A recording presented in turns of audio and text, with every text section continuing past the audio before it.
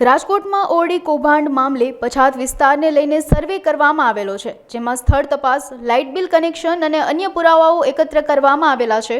કૌભાંડમાં 8 જેટલા અલગ અલગ વ્યક્તિઓના નામ સામે આવ્યા હતા, જેની સામે સરકારી જમીન ઉપર દબાણ કરવા અને ભાડું એકત્ર કરવા અંગે કાર્યવાહીને લઈને આરએમસી કમિશનર આનંદ પટેલે નિવેદન આપતા જણાવ્યું હતું, લેન્ડ ગ્રેબિંગ એક્ટ હેઠળ કાર્યવાહી કરવામાં આવશે. કોઈ વ્યક્તિ કે સમૂહ દબાણ કરે તો તેની સામે દબાણ કરવા અંગે કાર્યવાહી થશે. હાલ આચારસંહિતા છે, જેને લઈને કાયદેસર નિયમ મુજબ કાર્યવાહી થશે. આ મુદ્દો આપણા ધ્યાન ઉપર આવેલો હતો. આ જે આખો એરિયા છે આપણો નોટિફાઈડ સ્લમ એરિયા છે. એટલે 10 વર્ષ પહેલાં જ્યારે આપણે અલગ અલગ સ્લમની સર્વે કરવામાં આવેલો હતો, એ વખતે આ સ્લમ એરિયાનો પણ એમાં સમાવેશ કરવામાં આવેલો હતો.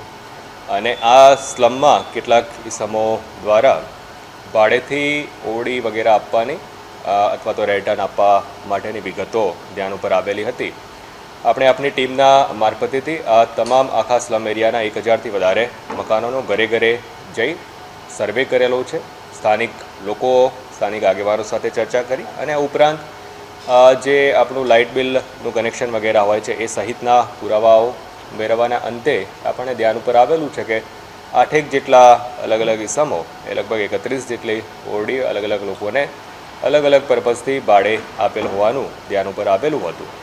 એ રિપોર્ટ ધ્યાન ઉપર આવતા આપણે જે 8 ઇસમો છે એ 8 ઇસમો વિરુદ્ધ લેન્ડ ગ્રેબિંગ એક્ટ, કેમ કે આ આપણી નો ડાઉટ આ નોટિફાઈડ સ્લમ એરિયા છે, પણ એમાં આ રીતના સરકારી જમીનમાંથી કોઈ ભાડું ઉઘરાવતું હોય તો આપણે એને આ મુદ્દાને ધ્યાન ઉપર લઈ લેન્ડ ગ્રેબિંગ એક્ટ હેઠળની કાર્યવાહી કરવા પાત્ર જણાતા આપણે લેન્ડ ગ્રેબિંગ એક્ટ હેઠળ માટેની આખી સમગ્ર પ્રક્રિયા હાથ ઉપર ધરેલી છે. અને એની જે કમિટી છે, કમિટી સમક્ષ આખો મુદ્દો પુરાવા સહિત આપણે મૂકી રહ્યા છીએ.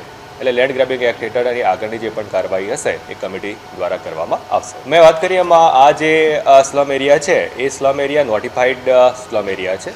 અને નોટિફાઈડ સ્લમ એરિયા માટેની અલગ અલગ યોજનાકીય રીતે જે એના પ્રાવધાનો નિયત કરવામાં આવેલા છે. પણ સ્વાભાવિક છે કે એ સ્લમ એરિયામાં કોઈ આ રીતની ગેરકાયદેસર પ્રવૃત્તિ કરતું હોય તો એ ચોક્કસ એ જે છે એને દબાણ જ ગણવાનું રહે છે અને એને રિમૂવ કરવાનું રહેતું હોય છે. એટલે દબાણ દૂર કરવું પ્લસ લેન્ડ ગ્રેબિંગ એક્ટ હેઠળની જે કાર્યવાહી કરવાની થાય એ બંને પ્રક્રિયાઓ આપણે હાથ ઉપર ધરી છે. જ્યાં સુધી દબાણનો વિષય છે તો ચોક્કસપણે હાલમાં જે આચારસંહિતા છે તો આચારસંહિતાના જે પ્રોવિઝન્સ છે એ પ્રોવિઝન્સને ધ્યાને લઈ અને એ કાર્યવાહી કરવાની આપણે રહે છે.